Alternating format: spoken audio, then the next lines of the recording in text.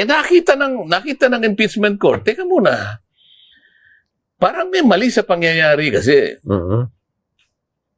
Bakit kanya napag-alaman namin na meron palang 3 impeachment complaints ang ipinail sa House of Representatives December pa 2024?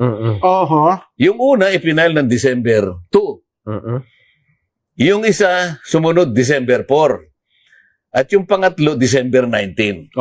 Ngayon, ang tanong ng impeachment court dito, ang kanyang pag-aalala, bakit hindi ninyo nilitigate kaagad dito? Okay. Meron kayong sariling proseso eh.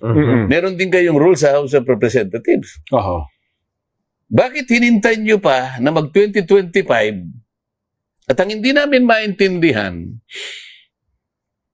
ipinlano nyo pa kanya na i-file ninyo hours before the close of the third regular session.